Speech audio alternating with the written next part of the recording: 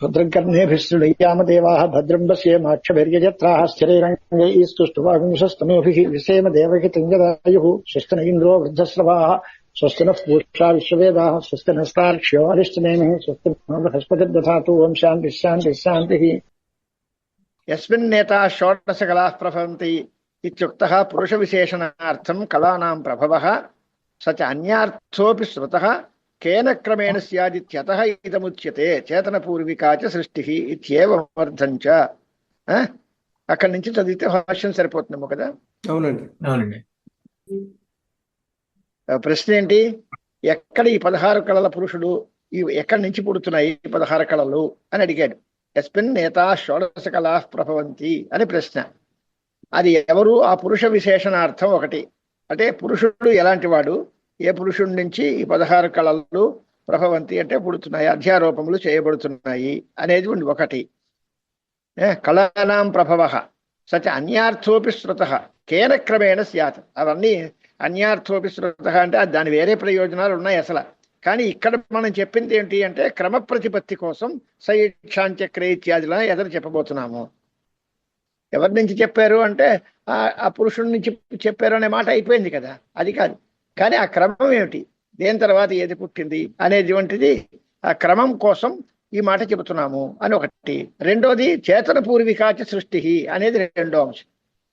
అంటే ఈ మంత్రాన్ని ఇక్కడి నుంచి మనం చెప్పబోయే దాంట్లో ప్రధానమైన మాట ఆ సృష్టి యొక్క క్రమాన్ని చెప్పడం ఒకటి.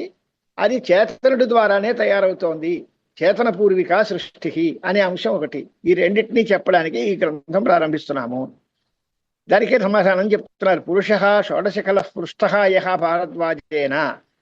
భారద్వాజుడు అడిగినటువంటి ఎవరైతే షోడశకల పురుషుడు ఎవరైతే ఉన్నారో సహా వాడు ఈక్షాంచక్రే అంటే ఆలోచన చేశాడు. ఈక్షణం దర్శనం చక్రే కృతవానిత్యర్థ. చూశాడు. ఏమేమిటి చూశాడు అంటే సృష్టి ఫల క్రమాది విషయం. సృష్టి, దాని యొక్క ఫలము, దాని క్రమము, ఇవన్నిటిని కూడా ఆయన చూశాడు.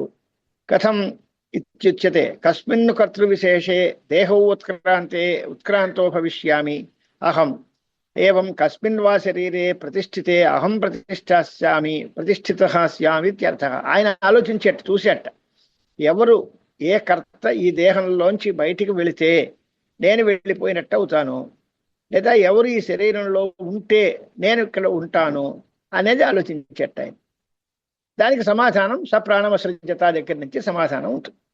ఇక్కడ సాంఖ్యమతంలో ప్రశ్న ఏందాకా ఎందుకు మొదలుపెట్టారు? చేతన పూర్విక సృష్టి అనేటువంటి మాట అడిగారు కదా.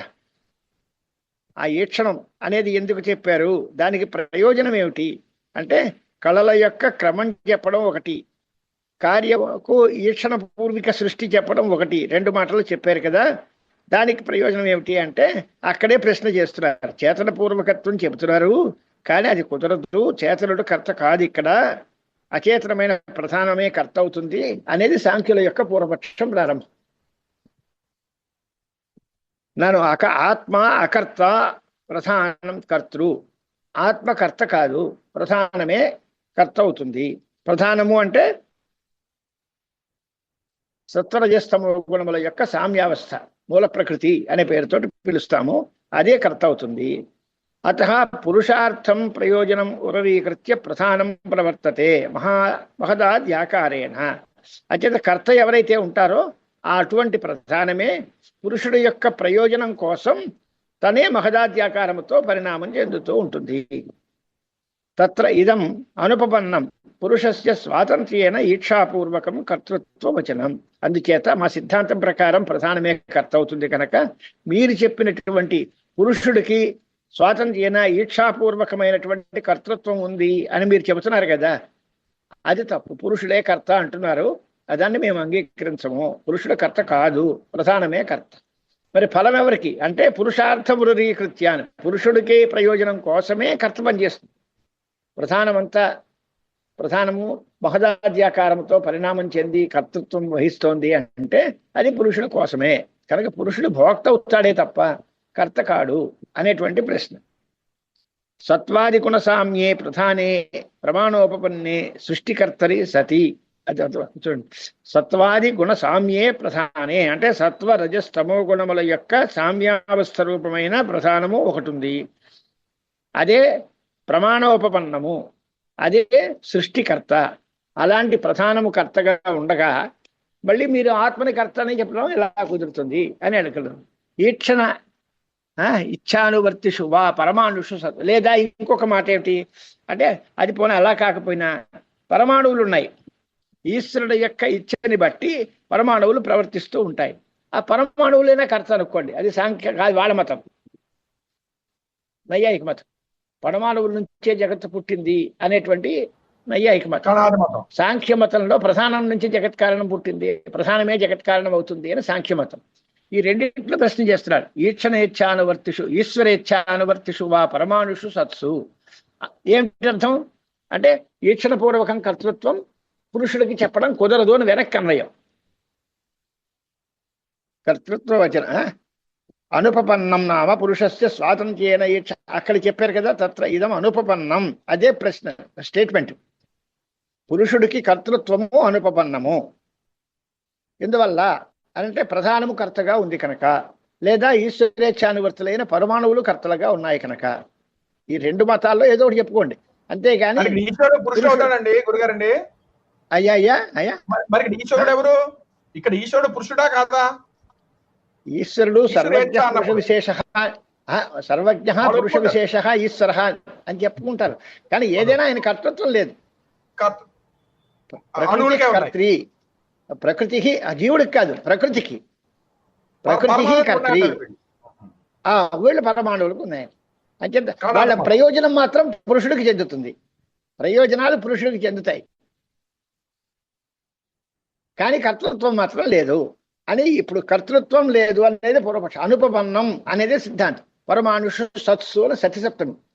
ప్రధానే సతి, ప్రధానము ఉండగా, పరమాణువులు ఉండగా ఈక్షణాపూర్వకమైనటువంటి కర్తృత్వము పురుషుడికి చెప్పడం కుదరదు అనేది వాళ్ళ ఆక్షేపం.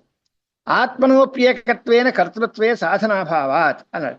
అదేంటి, ఇదెందుకు వచ్చింది ఇప్పుడు అని అంటే, ఆత్మనోపి ఏకత్వేన, అది ఒకటే ఉంది కదా, సామ్యావస్థ ప్రధానం, సత్వాది గుణములు అనేకములు ఉన్నాయి కదా, ప్రధానము కర్తమైతే మాట అయితే చాలా కష్టమవుతుంది అని చేత పురుషుడు కర్త, ఆత్మ ఒకడే అయితే వాడు కర్త అంటే తేలిగ్గా ఉంటుందేమో అనేటువంటి ఒక మాట ఏదైనా చెప్తే లాఘవం కోసం.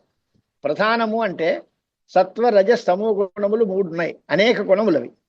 వాటి అన్నిటికీ కర్తృత్వం చెప్పే కంటే ఒక్క పురుషుడికి కర్తృత్వం చెప్పొచ్చు కదా, ఇది లాఘవం కదా. అంచేత ఆత్మకర్త అంటాము అని మనం అనుకుంటే, అది చేస్తే దానికి కూడా సమాధానం చెప్తున్నాం. ఆత్మ కూడా అనేకములే. అంచేత కర్తృత్వం, ఆత్మకి కర్తృత్వం చెప్పడంలో సాధనం ఏం లేదు. మా దగ్గర 3 అన్నారు, మీరు అనంతములైన ఆత్మలకి చెప్పాలి. ఆత్మ నానాత్వం మీరు చెప్పాలి కనుక ఆత్మనోప్యనేకత్వేన కర్తృత్వే సాధనాభావాత్. ఆత్మని అనర్థ కర్తృత్వ అనుపపత్తేశ్చ. పైగా ఆత్మే కర్త అయినట్లయితే తన కర్త అవుతాడు. తన కర్త అయితే తనకి అక్కర్లేని పనులు, తనకి నష్టం వచ్చే పనులు ఎవడైనా చేస్తాడా? కానీ మరి వాడు చేసే పనుల వల్ల వాడికి నష్టం వస్తోంది కదా.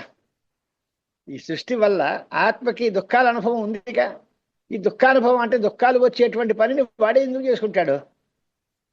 అంతే వాడి కర్త కాదు అని తేలుతోంది అన్నమాట దీనివల్ల. ఒకవేళ నిజంగా మీ చేతికే తాళాలు ఇచ్చి మీరు వండుకోండి అంటే మీకు కావలసిన వండుకుంటారు, కానీ మీకు ఇష్టం లేనివి ఎందుకు వండుకుంటారు? అంచేత కర్తృత్వం పురుషుడికే చెప్పినట్టయితే అనర్థకర్తృత్వం పురుషుడికి రాదు. ఆత్మని అనర్థకర్తృత్వం అనుపపత్తేశ్చ, అదో దోషం. అలా కాదు, వేదాంతులు ఆత్మలో అంటే చాలా ఆత్మలు ఉన్నాయని మనం ఒప్పుకోం కదండి. అది సాంఖ్యులు ఎవరై ఇప్పుడు ఈ మతం ఎవరిది? సాంఖ్యులండి. సాంఖ్యులు చెప్తున్నారు.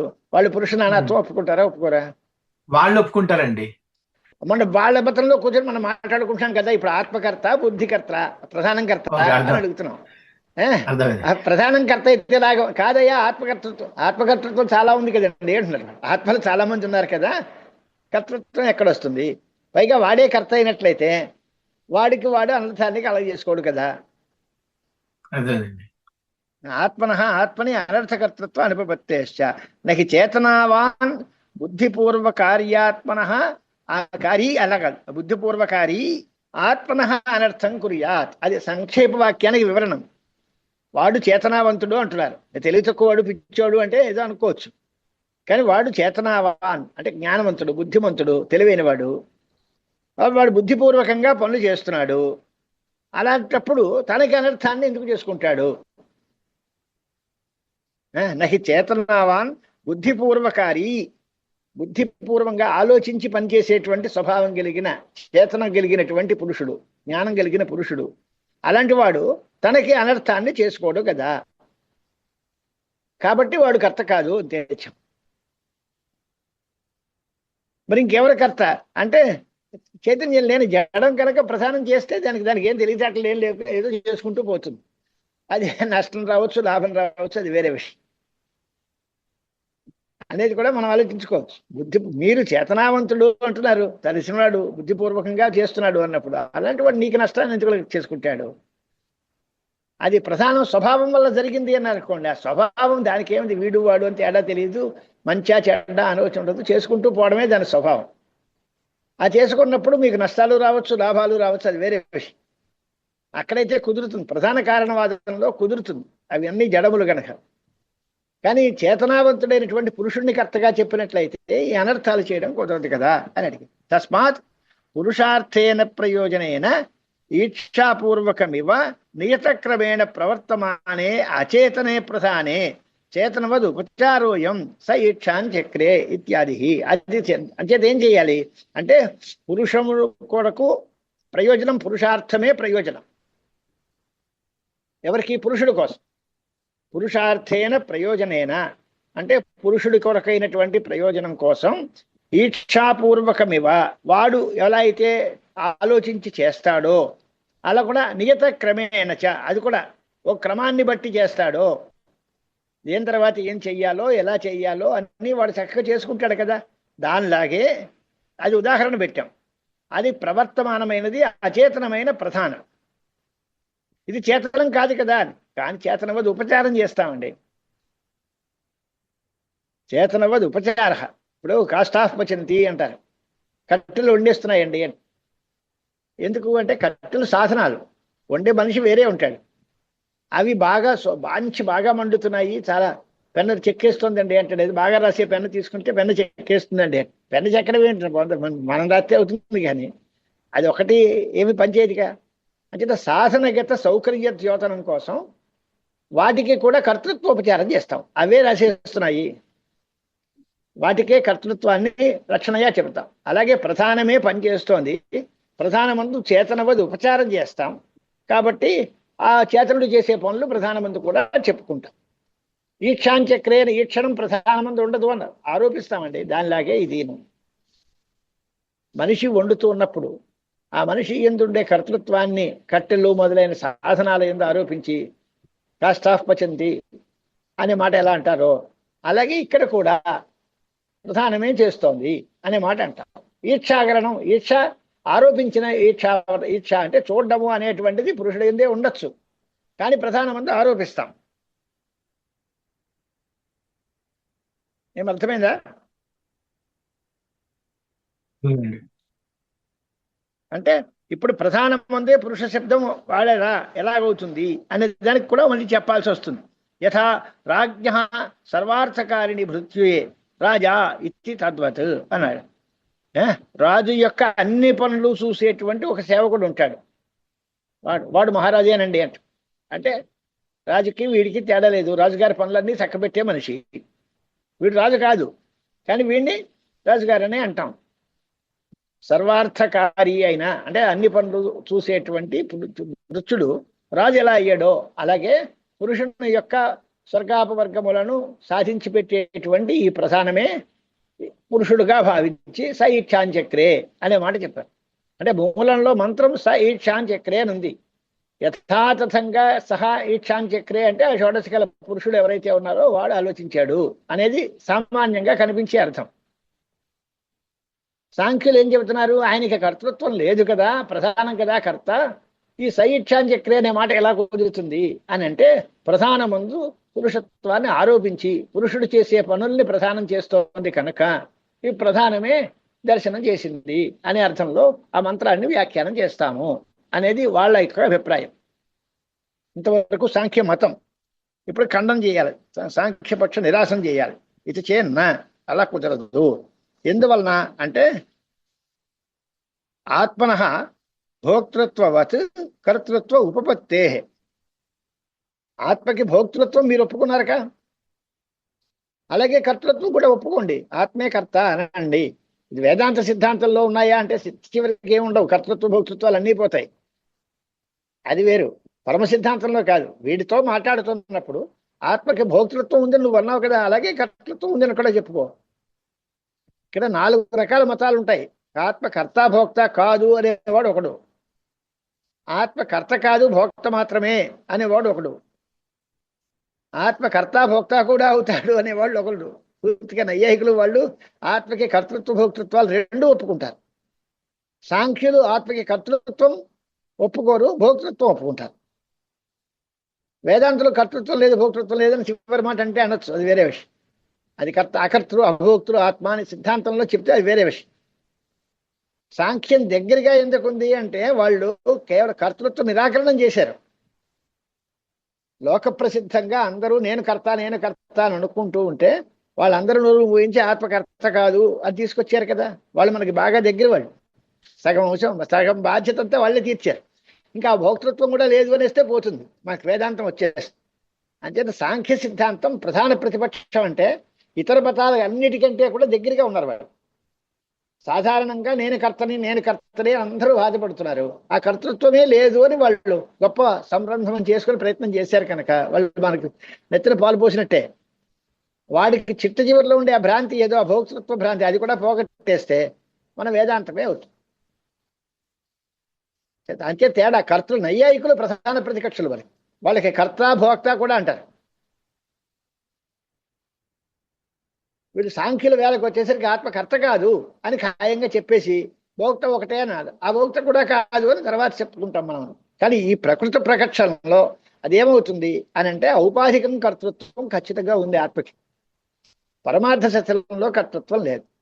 భోక్తృత్వం మీరు ఒప్పుకున్నారుగా, అలాగే కర్తృత్వం కూడా ఒప్పుకుంటాం అనేది ఇప్పుడు ఈ ఖండన. ఆత్మన భోక్తృత్వవత్ కర్తృత్వోపపత్తే యథా సాంఖ్యస్య చిన్మాత్రస్య అపరిణామినః అపి ఆత్మనః భోక్తృత్వం తద్వదేవ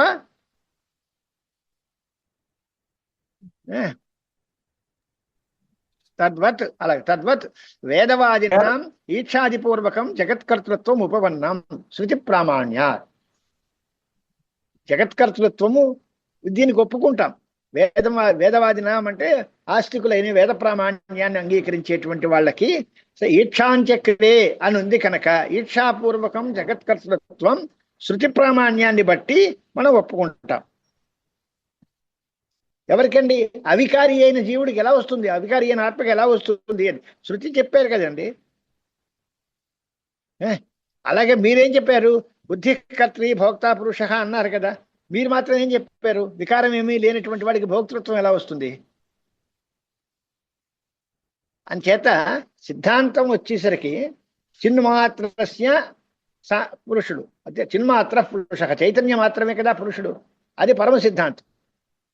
అలాంటి పరమ సిద్ధాంతాన్ని బట్టి చూస్తే అపరిణామి అయిన, పరిణామమే లేనటువంటి చిదేకరసమైనటువంటి ఆత్మకు భోక్తృత్వం మీరు చెప్తున్నారక. మీరు ఎలా చెప్పారు? ఏదో చిన్న కల్పన చేస్తే కానీ రాదుగా.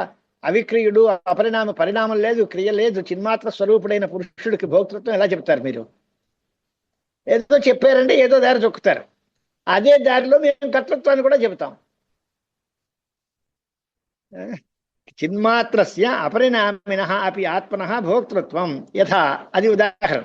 తద్వద్ వేదవాదినాం ఈక్షాపూర్వకం జగత్కర్తృత్వం ఉపపన్నం. ఎందుకు చెప్పాలి ఈ పని అంటే శృతి ప్రామాణ్యాత్. సైచ్ఛాంచక్రే సోకామయత సోతప్యత ఇలాంటి వాటిలన్నీ ఉన్నాయి కనుక శృతి ప్రామాణ్యాన్ని బట్టి మేము ఒప్పుకుంటాము. అంటే అలా కాదండి. తత్వాంతర పరిణామ ఆత్మన అనిత్యత్వ అశుద్ధత్వ అనేకత్వ నిమిత్త నా చిన్మాత్ర స్వరూప విక్రియ. తత్వాంతర పరిణామం ఉంది, చిద్రూప మాత్రం. కానీ చిన్మాత్ర స్వరూప విక్రియ, చిన్మాత్ర స్వరూపానికి విక్రియ లేదు.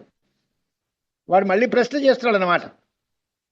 భోగం అంటే ఏమిటి? సుఖ దుఃఖాలు అనుభవించడం. అక్కడ ఆనందగిరి చదవండి ఒకసారి, తెలుస్తుంది బాగా. సాంఖ్య ప్రతిబంధి పరిహారం శంకతే తత్వాంతరేతి అవుతారు. ఏం కల్పించిందా? సాంఖ్య ప్రతిబంధి పరిహారం శంకతే తత్వాంతరేతి. భోగో నామ సుఖ దుఃఖ అనుభవ సచ పురుషస్య స్వరూపభూత ఇది న తత్వాంతరాపత్తి లక్షణ పరిణామ ఇత్యర్థః. అని తత్వాంతర పరిణామము అనేదానికి భోగము అనే మాటకి అర్థం ఏమిటి? భోగం అంటే వేరేగా మారిపోవడం కాదు, సుఖ దుఃఖ అనుభవమే భోగం అంటే. సత్య పురుషస్య స్వరూపభూత, ఆ సుఖ దుఃఖ అనుభవం పురుషుడు యొక్క స్వరూపమే, అంతేకాని పురుషుడు మారేడు అని అనలేదు మేము. అంతేకాని తత్వాంతర ఆపత్తి లక్షణమైన పరిణామం కాదు. పరిణామం అంటే ఏమిటి అంటే తనకు ముందున్న రూపం పోయి కొత్త రూపం రావాలి. అది పరిణామోహి పూర్వరూప పరిత్యాగేన రూపాంతర ఉపపత్తి ఆపత్తి. పూర్వముందుండే రూపం పోయి కొత్త రూపం రావడానికి పరిణామం అంటారు. సాచ సజాతీయ రూపాంతరాపత్తౌ విజాంతరీయ రూపాపత్తౌ వా అనిత్యత్వాదికం ఆవహేదేవ ఇది భోజ్యాదివ ఇవ భోజ్య అవివేకోపాధికం భోక్తృత్వం అంగీకర్తవ్యం. అంచేత ఈ భోక్తృత్వం అంటే ఏమిటి అర్థం? భోజ్యముతో అవివేకమే, ఆత్మకు భోజ్య వస్తువులకు ఉండే తేడా లేకపోవడమే, అవివేకమే ఉపాధి కాగలిగినది. అదే భోక్తృత్వం అంటే, అంతేగాని పరిణామం కాదు. ఆ పరిణామం కనుక మీరు చెప్పే మాట అయితే అప్పుడు ఏమవుతుంది అని అంటే అది సజాతీయ రూపాంతరాపత్తి అవ్వాలి, లేదా విజయాంతరీయ రూపాపత్తి కావాలి. అప్పుడు ఏమవుతుంది? ఆ పురుషుడు అనిత్యం అవుతాడు. ఆ పురుషుడికి అనిత్యత్వం మేము ఒప్పుకోంగా. అంచేత సాంఖ్యమతంలో పురుషుడికి భోక్తృత్వం చెబుతున్నారు అంటే ఆ భోక్తృత్వం ఎలాంటిది అని ఆలోచిస్తే అది రూపాంతరాపత్తి కాదు, వేరే పరిణామం చెప్పడం కాదు. మరి ఇంకేమిటవుతుంది అని అంటే భోజ్య అవివేక ఉపాధికం భోక్తృత్వం. భోజ్యముతో దీనికి వివేకం లేదు. సత్వ పురుష అన్యతాఖ్యాతి అంటారు వేదాంతలు. సాంఖ్యులు మోక్షం అంటే ఏమిటి, బంధం అంటే ఏమిటి అని అంటే ఆ మనస్సు ఆత్మ రెండు విడిగా ఉంటే మోక్షం. ఆ రెండు కలిసిపోతే అవివేకం వల్ల సంసారం. వీడి పురుషుడికి ఆ భోజ్యములతో వివేకం లేకపోతే నేను భోక్త అనుకుంటాడు. దాంతో కలిసిపోతే అది వేరు నేను వేరు నాకు సంబంధం లేదు అని అంటే అప్పుడు భోక్త కాదు.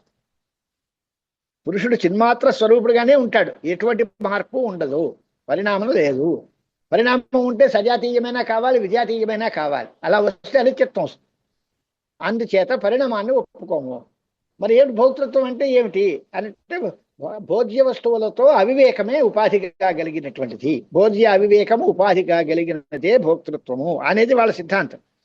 తేన తదాత్మక కర్తృత్వేపి తుల్యమిత్యభిప్రేత్య ముఖ్య పరిహారం నేతి. ఇలాంటి వాళ్ళ అభిప్రాయం, వాళ్ళు చెప్పుకున్న మాట అభిప్రాయం ఇది. అలాంటి భోక్తృత్వం మాత్రం ఉంది, కర్తృత్వం లేదు అనేది సాంఖ్యులు అంటే దానికి ఖండన కోసం మనం సమాధానం చెప్పుకుంటున్నాం. నేతి ఏకస్య వస్తుతః అసహాయస్య అకర్తుః ఆప్తకామస్య అపీత్యర్థః. ఉపాధికృత కర్తృత్వ సంభవాత్ అవిద్యారూప సహాయస్య సంభవాత్ భ్రాంత్యా స్వస్మాత్ భిన్న జీవానాం అనాప్తకామానాం సంభవాత్ పురుషార్థాయ స్రష్టృత్వం తథావిధస్యాప్యుపపద్యతే ఇతి నా అచేతనస్య చేతనాధిష్ఠితస్య తద్యుక్తమితి భావః. ఇది మన ఖండన. ఇది బాగా గుర్తుపెట్టుకోండి, పంక్తికి అర్థం చూసుకోండి. ఏకస్య వస్తుతః అసహాయస్య, ఆత్మవస్తువు ఒకటే, దానికి వేరే సహాయం అక్కర్లేదు. చిన్మాత్ర స్వరూపమైన ఆత్మవస్తువు అయినప్పటికీ అది కర్త కాదు. పైగా ఆప్తకామం, దానికి ఇంకో కోరికలేమీ మిగలవు. ఇది ఆత్మస్వరూపం. ఆప్తకామము, అకామము, అకర్త, చేతనుడు, ఏకహ, ఒకే వస్తువైన వాడు, అసహాయుడు అయినటువంటి ఆత్మ. వీడికి ఉపాధికృతమైన కర్తృత్వం చెప్పచ్చు. ఉపాధిని బట్టి కర్తృత్వం వచ్చింది. దీని సహాయం ఏమిటి? అవిద్యారూప సహాయస్య సంభవాత్. అజ్ఞానము అనేటువంటిదే సహకారం. దీనికి అవిద్య అనేటువంటిదే సహకారి కారణంగా ఉంటుంది. భ్రాంత్యా స్వస్మాత్ భిన్న జీవానాం అనాత్మకామానాం సంభవాత్. అంటే నన్నకెళ్ళి అంతమంది లేరు కదండి, ఒకడే కదండి. ఇందాక మనం అనుకున్నాం, భ్రాంతి చేత తనకంటే వేరే జీవులు ఉన్నారు, వాళ్ళు ఆప్తకాములు కాదు, వాళ్ళకి కూడా కామాలు ఉంటాయి అనేటువంటి విషయం భ్రాంతి చేత తెలుస్తుంది. వస్తుతః పరమాత్మ ఒకే వస్తువు, ఆయనకి కోరికలు ఏమీ ఉండవు, ఆప్తకాముడు ఆయన. కానీ తనకంటే భిన్నమైన జీవులు ఉన్నారు అనేటువంటి భ్రాంతితో వాళ్ళకి కోరికలు తీరలేదు కనుక, వాళ్ళు అనాప్తకాములు కనుక, వాళ్ళ కోరిక కోసం పురుషార్థం తయారు చేయాలి కనుక వాటికి స్రష్టత్వం కుదరచ్చు. కనుక ఒకే ఆత్మకి కర్తృత్వం చెప్పడం అవిద్యా సహాయం చేత ఇది కుదురుతుంది అని మా సిద్ధాంతం. తథావిధస్యాప్యుపపద్యతే ఇది నా అచేతనస్య చేతనాధిష్ఠితస్య తద్యుక్తం. ఇది ఇంతవరకు మాకు చెప్తాం. ఇప్పుడు మీరు ప్రధానం అంటే ప్రధానం అచేతనం అయ్యా, అది చేతన అధిష్ఠితం. అలాంటప్పుడు చేతనాధిష్ఠితమైన ప్రధానానికి కర్తృత్వం చెప్పడమా, చేతనుడికే కర్తృత్వం చెప్పడమా దగ్గర ఆలోచించుకోండి. చేతనుడైన పురుషుడే కర్త అని మేము అంటున్నాం, చేతనాధిష్ఠితమైనటువంటి ప్రధానము అంటున్నారు. అది ఎలా కుదురుతుంది? ఆ ప్రధానం కేవలం ఈ చేతనుడి యొక్క సంపర్కం లేకుండా ఉంటే అదేం చేయదు. ఇప్పుడు ప్రకాష్ శాస్త్రి గారు ఉన్నప్పుడు మేము మాట నివ్వళ్ళం, ఆయన ఎవరికో పని పురమాయించాడు అనుకోండి, అంటే సరే గురువుగారు చెప్తానండి, ఎవరినైనా పక్కన మీ అబ్బాయిని ఎవరినో సాయం పంపండి అని. ఆయన వాడిని పంపించమంటే ఇది నిన్ను ఎదిగిరా అడగడు, వాడే చేస్తాడు కదా, వాడిని సాయం పంపించి నిన్ను చెప్పడం ఎందుకు? తద్ధేతోరేవ తద్ధేతుత్వే మధ్యే కింతేనా నియమం. దీనికి కారణం ఇంకోటి ఉంటే ఆ కారణం అదే చెప్పుకోవచ్చు కదా, మళ్ళీ నువ్వెందుకు? నువ్వు చెబుతానండం, నీకు సాయం పంపడం, ఇంకోటి పంపడం, ఈ మాట ఎందుకు? నువ్వు ప్రధానం కారణం అనాలి, అది ఒకటి చేయలేదు, దానికి ఒక చేతనుడు సాయం పంపాలి. అలాంటప్పుడు ఆ చేతనుడే కర్త అంటే పోలే, చేతనాధిష్ఠితమైన ప్రధానం కర్తవ్యం ఎందుకు అనాలి మేము? చేతన కర్తృత్వమే ఒప్పుకుంటాం తప్ప చేతనం కానిటువంటి చేతనుడు చేత అధిష్ఠితమైన చేతనుడు చేత ప్రేరేపింపబడిన ప్రధానం కర్త అదే ఎప్పుడు చెప్పుకుంటాము, అది ఒప్పుకోము అంట. ఇప్పుడు మూలం చూడండి. తత్వాంతర పరిణామ ఆత్మన అనిత్యత్వ అశుద్ధత్వ అనేకత్వ నిమిత్త. ఇది తత్వాంతర పరిణామము అంటే వేరేగా మార్పు చెందితే ఎప్పుడుతుంది? ఆత్మ అనిత్యత్వం కావాలి, ఆత్మ అశుద్ధం కావాలి, ఆత్మ అనేకత్వం పొందాలి, ఇవి రకంగా ఉంటే పరిణామం. అలాంటివి చిన్మాత్రస్య స్వరూప విక్రియ కాదు, నా చిన్మాత్ర స్వరూప విక్రియ. అలాంటి తత్వాంతర పరిణామం లేదు, చిన్మాత్రుడికి లేదు. అది స్వరూప విక్రియ అంటే స్వరూప భేదం లేదు. కనుక పురుషస్య స్వాత్మన్యేవ భోక్తృత్వే చిన్మాత్ర స్వరూప విక్రియ న దోషాయ. అంటే పురుషుడు తన యొక్క భోక్తృత్వం విషయంలో చిన్మాత్ర స్వరూప విక్రియ లేదు కనుక అది దోషం కాదు. వేదమతంలో భవతాం పునః వేదవాదినాం సృష్టికర్తృత్వే తత్వాంతర పరిణామ ఏవా ఇది ఆత్మనః అనిత్యత్వాది సర్వదోష ప్రసంగ అని సాంఖ్యుడు అడిగాడు అన్నమాట. వేదాంతుల సాంఖ్యులు అయ్యా మళ్ళీ చూడండి, తత్వాంతర పరిణామము అనేటువంటిది చిన్మాత్ర స్వరూప విక్రియ కాదు, అది స్వరూపమే, స్వరూపంలో మార్పేమీ లేదు. అంచేత పురుషుడు భోక్త అంటల్లో మాకేమీ ఇబ్బంది లేదు. చిన్మాత్ర స్వరూప విక్రియ అనేది దోషావహం కాదు ఎప్పుడు భోక్తృత్వం విషయంలో. అంచేత అది ఒప్పుకున్నాం కరెక్ట్. ఇప్పుడు సాంఖ్యులు వాళ్ళు చెప్పుకునే మాట, వాళ్ళు మేము భోక్త అంటున్నాము, స్వరూప విక్రియ ఉందా? లేదు. భోగాపవర్గం ఉంటే అది స్వరూపమే, స్వరూప విక్రియ లేదు. పూర్వరూపాన్ని వదిలిపెట్టేసి మరో రూపాన్ని పొందడం అనేటువంటి దోషం మాకు లేదు. మీరేం చెప్తారు? భవతాం పునర్వేదవాదినాం, మీరు వేదాంతులైన ఆస్తికులైన వాళ్ళు మీరు ఏం చెప్తారు? ఆయనకి సృష్టి కర్తృత్వం చెప్తారు. సృష్టి కర్తృత్వం చెప్పారంటే ఆయనే వేరే రూపాన్ని పొందాడు అనే కదా. సృష్టికర్త అంటే ఏమర్థం? ఆ రూపాన్ని పొందాడు, తత్వాంతర పరిణామం అనే అర్థమే కదా. అంచేత స్వరూప విక్రియ వచ్చింది. సృష్టికర్తృత్వే తత్వాంతర పరిణామ ఏవా. ఇది కనుక అప్పుడు చెప్పిన పరిణామం అంటే ఏమవుతుంది? ఆత్మనః అనిత్యత్వం వస్తుంది. అనే తర్వాత వెనకాల చెప్పినటువంటి అనిత్యత్వము, అశుద్ధత్వము, అనేకత్వము ఇలాంటి దోషాలు చెప్పారు, అవన్నీ మీకు తగులుకుంటాయి. మాకు అవేమీ లేవు అన్నాడు. భోక్తృత్వం చెప్పిన భోక్తృత్వం విషయంలో మాకు చిన్మాత్ర స్వరూప విక్రియ అనేది లేదు కనుక దోషం కాదు. మీరు సృష్టి కర్తృత్వాన్ని చెప్తే తత్వాంతర పరిణామం చెప్పాలి. తత్వాంతర పరిణామం చెప్తే ఆత్మకి అనిత్యత్వం వస్తుంది, అనేకత్వం వస్తుంది, అశుద్ధత్వం వస్తుంది, అన్నీ వస్తాయి. ఏమని చేయాలి? ఇది ఆత్మన అనిత్యత్వాది సర్వదోష ప్రసంగ అని సాంఖ్యులు వేదాంత మతం మీద అడిగారు. దానికి మళ్ళీ వేదాంతుల సమాధానం ఏం చెప్పాలి? ఇది చేయన్న ఏకస్యాప్యాత్మన అవిద్యా విషయ నామ రూప ఉపాధి అనుపాధికృత విశేషాభ్యుపగమాత్. ఆత్మ ఒకటే, కానీ దాని ఉపాధులు రెండు. అవిద్యా విషయమైనటువంటి నామరూపములు, నామరూపాలు ఇవన్నీ ఉపాధులు. ఆ ఉపాధులతో కూడినప్పుడు వేరే విషయంగా ఉంటుంది, ఆ ఉపాధులు లేకపోతే వేరే విషయంగా ఉంటుంది. అవుతే ఔపాధిక భేదం అన్నమాట, ఉపాధిని బట్టి వచ్చే భేదం. ఏకస్యాప్యాత్మన అవిద్యా విషయ నామ రూప ఉపాధి అనుపాధికృత విశేష అభ్యుపగమాత్, అది ఒప్పుకుంటాము.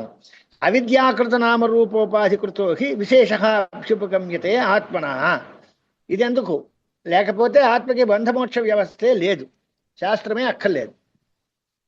ఒకటే ఆత్మ అవికృతంగా ఉంది అంటే దానికి బంధం ఎక్కడుంది? ఆ బంధం పోగొట్టడానికి శాస్త్రం ఎందుకు? మోక్షం ఏమిటి? ఇవేవి లేవు. కనుక శాస్త్రం ప్రమాణం కావాలి. బంధమోక్ష వ్యవహారం కుదరాలి అంటే దానికి ఔపాధికమైనటువంటి ఒక విశేషం ఒప్పుకుని ఆ విశేషాన్ని తొలగించడానికే ఈ వ్యవస్థ అంతా ఉంది అని చెప్పాలి. అవిద్యాకృతమైన నామరూప ఉపాధులని బట్టే వివేకం విశేషము ఒప్పుకుంటాము. ఎందుకు అంటే ఆత్మన బంధమోక్షాది శాస్త్రకృత సంవ్యవహారాయ, బంధమోక్ష వ్యవస్థ కుదరడం కోసం ఇది ఒప్పుకుంటాం. పరమార్థత అనుపాధికృతం చ తత్వం ఏకమేవ అద్వితీయం ఉపాదేయం. వాస్తవంగా చూస్తే పరమాత్మ ఏకవిధమే. సత్యం జ్ఞానం అనంతం బ్రహ్మ ఏకం ఏకమేవాసీత్ సదేవ సౌమ్యేదమగ్ర ఆసీత్ ఏకమేవాద్వితీయం బ్రహ్మ. ఉపనిషత్తుల్లో చెప్పినది అది వాస్తవికం, ఉపాధికృతం కాదు. కనుక ఆత్మయందు ఉపాధికృతమైన వ్యవహారం వేరు, అనుపాధికృత వ్యవహారం వేరు. అంటే వాస్తవం. ఈ వాస్తవమైనటువంటిది ఏకత్వము, అద్వితీయత్వము, ఇవన్నీ మేము తీసుకుంటాం, దానిలో అనుమానం లేదు. ఉపాధుల వల్ల వచ్చినటువంటి అనేకత్వము, అద్వితీయత్వం అవన్నీ ఖండిస్తాం. అది భ్రాంతి వల్ల. కనుక ఎప్పుడైతే విద్య వచ్చిందో విద్య వల్ల అవిద్య పోతుంది, అవిద్య వల్ల నామరూప ఉపాధులు పోతాయి, ఈ దోషాలన్నీ పోతాయి. అనుపాధికృతం పరమార్థత అనుపాధికృతం చ తత్వం ఏకమేవాద్వితీయం ఉపాదేయం. సర్వతార్కిక బుద్ధి అనవగాహి అభయం శివం ఇష్యతే. ఎంత ఓ మట్టికే మట్టడం వాళ్ళ మీద. సర్వతార్కిక బుద్ధి అనువగాహి. ఇది ఎంతమంది 1,00,000 మంది తార్కికులున్నా మీ బుద్ధికి అందది. ఇది వేదం చెబితే వినాలి తప్ప మీ బుద్ధికి తెలిసేది కాదు. తార్కిక బుద్ధులకి ఇది గోచరించేది కాదు. అంచేత పరమార్థతత్వం ఇది.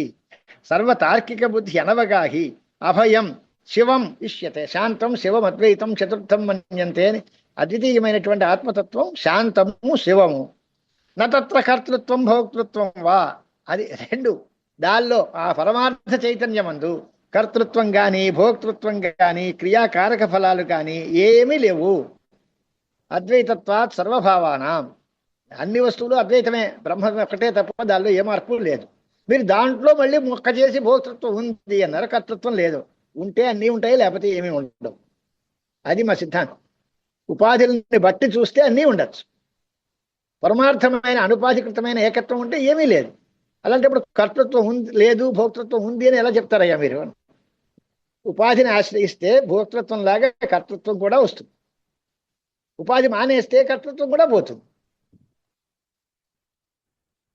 పరమార్థత అనుపాధికృతం చ తత్వం ఏకమేవాద్వితీయముపాదేయం. సర్వతార్కిక బుద్ధి అనవగాహి అభయం శివమిష్యతే. నత్ర కర్తృత్వం భోక్తృత్వం వా క్రియాకారక ఫలం చ స్యాత్ అద్వైతత్వాత్ సర్వభావానాం. సాంఖ్యాస్తు అవిద్యాధ్యారోపితమేవ పురుషే కర్తృత్వం క్రియాకారకం ఫలం చేతి కల్పయిత్వా ఆగమబాహ్యత్వాత్ పునః తతః త్రయ్యంతః కదా త్రస్యంతః పరమార్థత ఏవ భోక్తృత్వం పురుషస్య ఇచ్ఛంతి.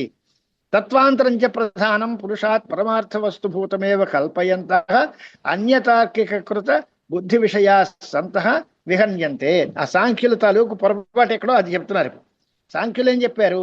అవిద్యాధ్యారోపితమేవ పురుషే కర్తృత్వం క్రియాకారక ఫలం చేతి కల్పయిత్వా.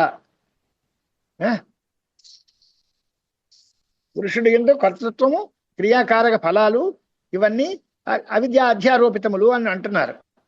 కనుక ఆగమ బాహ్యం వైదికులు కాకపోవడం వల్ల పునః తతః త్రస్యంతః పరమార్థత ఏవ భోక్తృత్వం పురుషస్య ఇచ్ఛంతి. ఇంతవరకు పరమార్థత భోక్తృత్వం చెప్పరు కదండి, వాళ్ళు కర్తృత్వం చెప్పారు కదా ఫస్ట్ లైన్ లో. కర్తృత్వం వాళ్ళు ఫలం ఇక్కడ పురుషే కర్తృత్వం అన్నారు కదా, క్రియాకారత్వం ఫలం చేతి కల్పయిత్వ అన్నారు. అంటే అక్కడ అలా కాదు, కల్పయితం ప్రవృత్తాహ అని అర్థం. కల్పయిత్వ అనే దానికి అర్థం ఆనందగిరి వ్యాఖ్యానం చూడండి, అంచేత వ్యాఖ్యానం చూస్తూ ఉంటారు. కల్పయిత్వ అనే దగ్గర కల్పయిత్వేతి కల్పయితం ప్రవృత్తాహ ఇత్యర్థ, కల్పించడానికి ప్రవర్తించారు.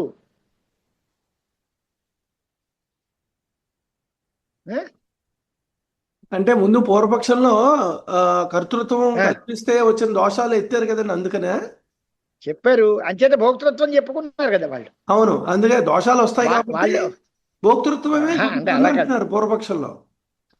అదే చూడండి, ఆనందగిరి వ్యాఖ్యానంలో స్పష్టత ఉంది, మీకు చూసుకోండి. వస్తుతః పురుషుడు నిర్విశేష స్వరూపుడు. దాని ఏందో వస్తుతః కర్తృత్వము లేదు, భోక్తృత్వము లేదు. కానీ దాని యందు కర్తృత్వాన్ని తయారు చేద్దామని ప్రాంతితో ప్రయత్నం చేశారు వాళ్ళు. కల్పయితం ప్రవృత్తాః ఇత్యర్థః పురుషస్య నిర్విశేషత్వగా కల్పయితం ప్రవృత్తాః ఇత్యర్థః. అక్కడి నుంచి చదవండి బాగా ఆనందగిరి ఒకసారి. కల్పయితం ప్రవృత్తాః అంటే కల్పన చేయడానికి ఆరంభింప చేశారు.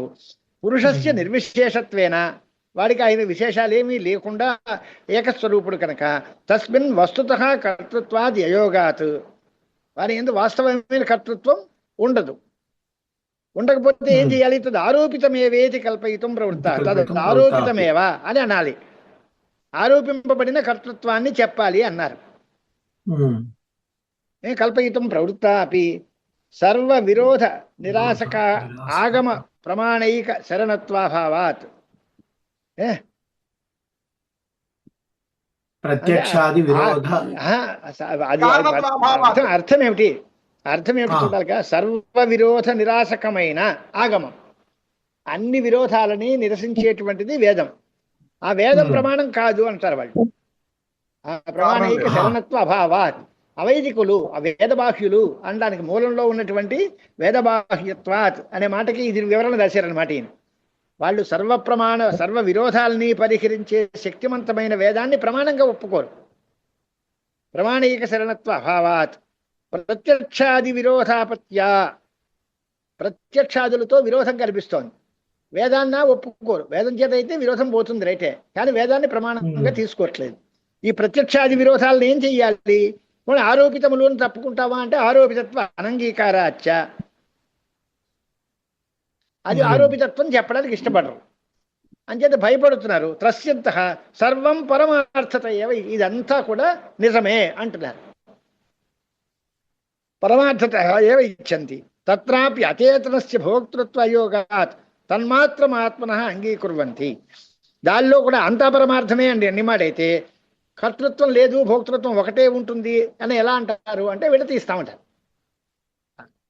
లోక వ్యవహారంలో ఉండే విరోధాలని పరిహరించడం కోసం వాడు వేదాన్ని ప్రమాణంగా ఒప్పుకోవటం లేదు, ఉపాధికృతమైన భేదాలను అంగీకరించటం లేదు, ఆరోపము అంటే అసలు ఒప్పుకోవట్లేదు. మరి ఈ విరోధాలన్నీ ఎలా వస్తాయి, దీనివల్ల ఎలా తప్పుకోవడం ఏమిటి అంటే పరమార్థతనే ఉంటాయండి అని. ఏముంటాయి అంటే భోక్తృత్వం ఉంటుంది. అలా కర్తృత్వం కూడా ఎందుకు ఉండదు అంటే కర్తృత్వాదికంతు, అది భోక్తృత్వ అయోగా, అచేతనుడికి భోక్తృత్వం ఉండదు కనుక తన్మాత్రం ఆత్మనో అంగీకుర్వంతి, అక్కడ మాత్రం ఒప్పుకుంటాం, భోక్తృత్వాన్ని ఒప్పుకుంటారు. కర్తృత్వాదికంతు ప్రధానస్య అంగీకురు, దానికి వేరే పాయింట్ చెప్తాం కనుక ప్రధానం కర్త అంటాం, అప్పుడు విరోధాలన్నీ పరిహరిస్తాం కదా. అంచేత కర్తృత్వం ప్రధానానికి చెప్పి భోక్తృత్వానికి ఆత్మను ఒప్పుకుని ఈ లోక వ్యవహారాల్లో ఉండే దోషాలన్నింటినీ పరిహరించుకుంటాము. వేదైక శరణము అనే మాట ఉండదు, ఉపాధికృత భేదం ఒప్పుకోము, ఆరోపం అసలు ఒప్పుకోము అనేది వాళ్ళ సిద్ధాంతం. అంగీకుర్వంతి ఇత్యర్థః. తర్హి తస్య కో దోషః ఇత్యాశంక్య భోక్తృత్వ అంగీకారే తథైవ తస్య కర్తృత్వమపి స్యాత్ ఇత్యన్యైః శిక్షితాః సంతః స్వమతాత్ ప్రత్యవంతే ఇత్యాహ. దానివల్ల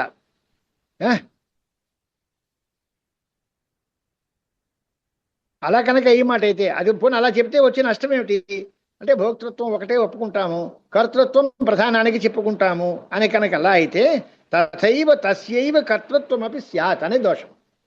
అలాంటప్పుడు మీరు ఎలా అయితే విరోధాలను పరిహరించుకోవడం కోసం దోషం ఉంది కనుక భోక్తృత్వం ఒప్పుకుంటున్నారో అలాగే కర్తృత్వం కూడా ఒప్పుకోండి, అప్పుడు నష్టం ఏముంది అనేటువంటి అభిప్రాయం వాళ్ళకి చెప్పి వాళ్ళ మతంలోంచి బయటకు వచ్చేస్తారు. అంటే ఏమైంది, కర్తృత్వ భోక్తృత్వాలు రెండు ఒప్పేసుకుంటారు. అప్పుడు సాంఖ్య మతం పోతుంది, నైయాయిక మతంలో ప్రవేశిస్తారు వాళ్ళు. కర్తృత్వము భోక్తృత్వము రెండు ఒప్పేసుకుంటే అది సాంఖ్య మతం పోయి నైయాయిక మతంలోకి వస్తారు. అలాంటప్పుడు వాళ్ళు ఏమవుతారు, అన్య తార్కికృత బుద్ధి విషయా, తార్కికుల ఆలోచనలోకి వీళ్ళు వచ్చినట్టు అయింది. ఇతరమైన తార్కికులందరూ పరమాణువులు జగత్ కారణములు, ఆత్మకి కర్తృత్వము భోక్తృత్వము రెండు ఉంటాయి అనే మాట ఒప్పుకుంటున్నారు కదా, అది దానిలో ప్రవేశిస్తారు. అంటే మీ సాంఖ్యమతం కాస్త పోయింది అనేది ఖండన. ఇప్పుడు చూడండి, సాంఖ్యాస్తు అవిద్యాధ్యారోపితమేవ పురుషే కర్తృత్వం క్రియాకారక ఫలం చేతి కల్పయితుం ప్రవృత్తాః అన్నారు. కల్పయిత్వా అంటే కల్పయితుం ప్రవృత్తాః ఆగమ బాహ్యత్వాత్ పునః తతః త్రస్యంతః, దాని నుంచి భయపడ్డారు, వేదం ప్రమాణం కాదన్నారు. ఎప్పుడైతే వేదం ప్రమాణం కాదన్నారో పరమార్థత ఏవ భోక్తృత్వం పురుషస్య ఇచ్ఛంతి, భోక్తృత్వాన్ని పురుషుడు ఒప్పుకుంటారు. మరి తత్వాంతరంచ ప్రధానం పురుషాత్ పరమార్థ వస్తుభూతమేవ కల్పయంతః, దానికంటే పేరే పెట్టి వేరేగా ప్రధానాన్ని ఒప్పుకుంటున్నారు. అది ఎలాంటిది, ప్రధానమైనటువంటి ప్రధానము పురుషుడి కంటే వేరేగా ఉంది, అది నిజంగా ఉంది అంటారు, కల్పితం కాదు. పరమార్థ వస్తుభూతం అని అక్కడ మేచి, ఔపాధికంగా ఉంది అంటే ఔపాధికమైన నామరూపాలు మాకు ఉన్నాయి, కానీ వాళ్ళు అలా అంటలేదు, ఔపాధికం కాదు, ప్రధానం పరమార్థత ఉంది అంటున్నారు. పరమాత్మ కంటే వేరేగా ప్రధానము అనేటువంటిది పరమార్థభూతంగా ఎందుకున్నారు, అలా ఒప్పుకుంటే వేదాంతానికి దూరంగా ఉన్నారు రైటే, కానీ తార్కిక మత ప్రవేశం తార్కికంలోకి వెళ్ళిపోయినట్టే అయిపోయింది. పరమార్థమైన ప్రధానం ఒకటి ఉంది, దానికి కర్తృత్వం ఒప్పుకున్నారు అంటే ఆత్మ కర్తృత్వ భోక్తృత్వాలు రెండు ఒప్పుకున్నట్టేగా. అంచేత పురుషాత్ పరమార్థ వస్తుభూతమేవ కల్పయంతః అన్యతార్కిక కృత బుద్ధి విషయాస్సంతః విహన్యంతే. అలా కనుక చెప్పినట్లయితే భోక్తృత్వం చెప్పినట్టుగా కర్తృత్వం కూడా వస్తుంది. అలా వచ్చినట్లయితే వాళ్ళు వాళ్ళ మతంలో వదిలేసుకుని కర్తృత్వం లేదు భోక్తృత్వం మాత్రమే ఉంది అని చెప్పే సాంఖ్య మతంలోంచి దూరం అయిపోతారు, దానిలో జారిపోయి నైయాయిక మతంలో అడుగు పెట్టేస్తారు. కనుక అది కూడా విహన్యంతే అని. అన్య తార్కికృత బుద్ధి విషయాస్సంతః విహన్యంతే తథా ఇతరే తార్కికాః సాంఖ్యైః ఇత్యేవం పరస్పర విరుద్ధార్థ కల్పనాత్. అలాగే అవతల మతం ఉంది, అంటే ఈ సాంఖ్యులకి దారి చూపించిన వాళ్ళు ఎవరయ్యారు, ఇతర తార్కికులు అయ్యారు. వాళ్ళదే చెప్తాం, అది మతం బాగానే ఉందిగా, వాళ్ళ కర్తృత్వ భోక్తృత్వాలు రెండు ఒప్పుకుంటున్నారు కదా తార్కికులు, అదే తీసుకుందాం అని అంటే తథా ఇతరే తార్కికాః సాంఖ్యైః వీళ్ళతో విరోధిస్తున్నారు. అంటే ఏమైంది, సాంఖ్య మతానికి మనం ఖండన ప్రారంభించి వాళ్ళలో ఏం చెప్పాం, వాళ్ళకి తక్కువ పెట్టాం, సాంఖ్యులకి తార్కికులకి విరోధం వచ్చింది అన్నారు. ఆ తార్కిక మత ప్రవేశం వచ్చింది కనుక నీ సాంఖ్యమతం పోయింది అని. అలాగే ఇప్పుడు ఈ తార్కికులు సాంఖ్యమతంలకు విరుద్ధంగా ఉంది కనుక తార్కికులది పోయింది. శుద్ధోపశుద్ధ న్యాయం చేత కేవల భోక్తృత్వం చెప్పుకునే సాంఖ్యులు కానీ లేదా కర్తృత్వ భోక్తృత్వాలు చెప్పే తార్కికులు కానీ ఒకళ్ళకొకళ్ళు విరుద్ధంగా ఉన్నారు. అంటే తథా ఇతరే తార్కికాః సాంఖ్యైః బుద్ధి సంతో విహన్యంతే అని అర్థంలో. ఇత్యేవం పరస్పర విరుద్ధ అర్థ కల్పనాత్ ఆమిషార్థిన ఇవ ప్రాణినః అన్యోన్య విరుద్ధ మానార్థ దర్శనాత్. ఇంతనే ఉంది పాఠం. ఇత్యేవం పరస్పర విరుద్ధార్థ కల్పనాత్ ఆమిషార్థినః ఇవ ప్రాణినః అన్య విరుధ్యమాన అర్థదర్శిత్వాత్. అదే విరుధ్యమాన అంత దక్కలేదే, విరుద్ధమాన అని పడింది తప్పు, విరుధ్యమాన అని ఉంది కదా, అంతే అది కరెక్ట్ సరిపోదు. అంటే విరోధం పరస్పర విరుద్ధంగా మాట్లాడుతున్నారు వాళ్ళు. సాంఖ్య విరుద్ధంగా తార్కికులు చెప్పారు, తార్కిక విరుద్ధంగా సాంఖ్యులు చెప్పారు కనుక పరస్పర విరుద్ధార్థములు కల్పిస్తున్నారు. అది ఎలాగా అంటే ఒకే మాంసం మొక్క కోసం దెబ్బలాడుకునే రెండు పక్షుల్లాగా.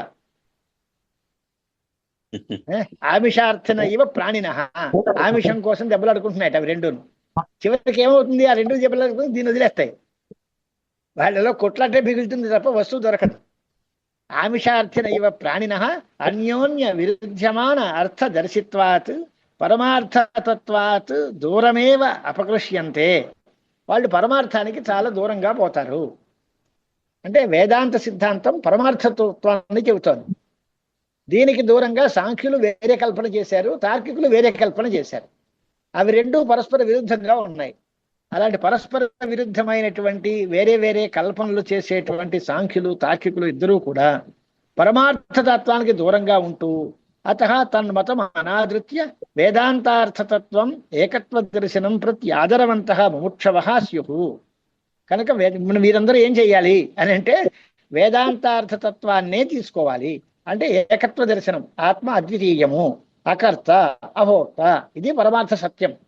ఇలాంటి తత్వాన్ని తెలుసుకుని దీని యందే ఆదరం గలవారై ముముక్షువులై ఉండాలి అనే ఉద్దేశ్యంతో తార్కిక మత దోష ప్రదర్శనం కించిదుచ్యతే అస్మాభిః నతు తార్కికవత్ తాత్పర్యేణ అన్నాడు. తార్కిక మతంలో ఉండేటువంటి దోషాన్ని మేము కొద్ది కొద్దిగా చూపిస్తున్నాము, అంతేగాని కేవలం పూర్తిగా తాత్పర్యం దేన కాదు. పూర్తిగా దాన్ని అందరినీ మా ఖండన చేయడం మా ఉద్దేశ్యం కాదు. కానీ వీళ్ళందరూ కూడా వేదాంత దర్శనమందు ఆదరం కలిగి ఉండాలి, వాళ్ళందరూ ముముక్షువులు అయి ఉండాలి, వాళ్ళకి పరమార్థ ఏకత్వము అకర్తృత్వ అభోక్తృత్వాలు తెలియాలి అనే ఉద్దేశ్యంతో తార్కిక మతంలో ఉండే దోషాలని చూపిస్తున్నాము. తత్ర ఏతదత్రోక్తం వివదత్స్వేవ నిక్షిప్య విరోధోద్భవ కారణం తైః సంరక్షిత సద్బుద్ధి సుఖం నిర్వాతి వేదవిత్. చక్కగా ఉంది మాట శ్లోకం. వివదత్స్వేవ నిక్షిప్య విరోధోద్భవ కారణం. ఇద్దరు దెబ్బలాడుకుంటున్నారు. ఆ వివదత్సు అంటే వివాదం పొందేటువంటి వాళ్ళు అందరూ ఉన్నారు. వాళ్ళిద్దరూ వాళ్ళ చేతనే దోషోద్భవం చేస్తున్నాం మేము. పరస్పర దోషాలు చూపించి పారమార్థికమైనటువంటి భేద దర్శనానికి విరుద్ధంగా చూపించి విరోధోద్భవ కారణాన్ని చూపిస్తున్నాం. విరోధోద్భవ కారణం అంటే ఏమిటి అని అంటే పారమార్థికము భేద దర్శనం. అంటే ఈ భేదం నిజము అనేటువంటిది చూస్తే విరోధాలు కనిపిస్తాయి. భేదం కల్పితము, అద్వైతము అభేదమే నిత్యము అంటే విరోధం లేదు. కానీ వేదాంత సిద్ధాంతంలో విరోధం లేదు. తార్కిక సాంఖ్య సిద్ధాంతాల్లో విరోధం కనిపిస్తోంది. ఆ విరోధం కలగడానికి గల కారణాన్ని వాళ్ళ దగ్గరే అట్టే పెట్టి తైః సంరక్షిత సద్బుద్ధి, వాళ్ళ చేత రక్షింపబడిన సద్బుద్ధి అని అంటే భేద దర్శనం పరస్పర దోషగ్రస్తం కనుక దాన్ని మానేసి అద్వైతమే సిద్ధాంత సిద్ధంగా చేయాలి అనేటువంటిది తేలింది. భేదాన్ని చూసేటువంటి వాళ్ళు సాంఖ్యులు తార్కికులు. ఆ భేదాన్ని చూసేటువంటి వాళ్ళల్లో పరస్పరం విరోధం వచ్చి వాళ్ళిద్దరిలోనూ దెబ్బలాడుకుంటే కానీ మనకి ఏం తేలింది అంటే విరోధాలకి కారణమైన భేద దర్శనం పనికిరాదు, ఎటువంటి విరోధాలు లేనటువంటి అభేదము ఏకత్వాన్ని చెప్పే వేదాంత సిద్ధాంతమే మంచిది అనేటువంటిది తేలుతుంది. కనుక తైః విరోధోద్భవ కారణం వివదత్స్వేవ నిక్షిప్య తైః సంరక్షిత సద్బుద్ధి సుఖం నిర్వాతి వేదవిత్. హాయిగా సుఖంగా ఉంటాడట వేదవేత్త. అంటే నిర్వాతి ఉపశాంతి అని అర్థం. ఉపశాంతిని పొందుతారు. ఆ మాటలకు అర్థాలు చూసుకోండి, భాష్యంలో ఉన్నాయి. ఆనందగిరిలో చూడండి. తరిహి త్వయా తార్కిక మతం కిమర్థం దూష్యతే అని అడిగారు. మీరు సాంఖ్య సిద్ధాంతాన్ని ఖండన చేయడానికి ప్రారంభించారు, చివరికి చేసి ఏం చేశారు, మీరు తార్కిక మతంలో ప్రవేశించారు అన్నారు. మంచిదేగా, తార్కిక మతాన్ని మీరు ఒప్పుకోవచ్చుగా, అది ఎందుకు వాళ్ళని ఎందుకు ఖండిస్తున్నారు మీరు అని అంటే దానికి సమాధానం చెప్తున్నారు. తరిహి త్వయా తార్కిక మతం కిమర్థం దూష్యతే పరస్పరమేవ తైర్దూషితత్వా తవ తద్వదేవ ద్వేషాదిమత్వ ప్రసంగాచ్చ ఇత్యతః అత్తః అనే దానికి అర్థం అది. అని అంటే మేము తార్కిక మతాన్ని ఖండించడం కోసం రాలేదు, కానీ సాంఖ్యముతో విరోధం వస్తుంది అనే ఉద్దేశం కోసం చేశాం. వాళ్ళ ఉద్దేశం ఏమిటి అంటే ఇక్కడ రెండు సిద్ధాంతాలు, భేద దర్శనం వస్తుతః ఉంది అనేవాళ్ళు కొంతమంది, లేదు భేదం ఉపాధికృతమైనటువంటిది, భేదం వాస్తవంగా లేదు, అభేదమే వాస్తవము అనేది వేదాంత సిద్ధాంతం. ఇప్పుడు మా సిద్ధాంతాన్ని మేము చెప్పుకుంటున్నాం విను. వస్తుతః ఉన్నది ఒకే ఆత్మ, దానికి ఎటువంటి వికారాలు లేవు, దానికి కర్తృత్వము లేదు, భోక్తృత్వము లేదు, ఎటువంటి మార్పులు లేదు. ఏ మార్పు ఏదైనా ఉంది అంటే అదంతా ఉపాధి చేతే, వాస్తవంగా ఏమీ లేదు అని మేము చెప్తున్నాం. అలా కాదు, భేదం ఉంది, ఉపాధులు అంగీకరించం, వేదం చెప్పింది మేము ఒప్పుకోం, ప్రత్యక్షాది విరోధాలు ఉన్నాయి కనుక దానికి భోక్తృత్వం ఒప్పుకుంటాను అని సాంఖ్యుడు ప్రవేశించాడు. వాడికి ఏం సమాధానం చెప్పాం? భోక్తృత్వం ఉంటే కర్తృత్వం కూడా ఉండాలి కదవ్వా అన్నాడు. పోనీ అది కూడా అన్నామండి అన్నారు. అప్పుడు మీరు సాంఖ్యులు కాస్త తార్కికులు అయ్యారు. అంటే భేద దర్శనాన్ని ఒప్పుకుని దానికోసం ప్రారంభించి భోక్తృత్వం ఉంది అంటే దానికోసం కౌపీన సంరక్షణార్థం అయం పటాటోపహ అన్నట్టుగా దాంతో పాటు కర్తృత్వం కూడా వచ్చి, ఎప్పుడైతే కర్తృత్వము భోక్తృత్వము రెండు ఉన్నాయని ఒకడని, భోక్తృత్వం మాత్రమే ఒకటి ఉంది ఆయనని వాళ్ళలో వాళ్ళకి తగులటచ్చు. సాంఖ్యుడికి తార్కికులకి ఆ విరోధోద్భవ కారణం భేద దర్శనం.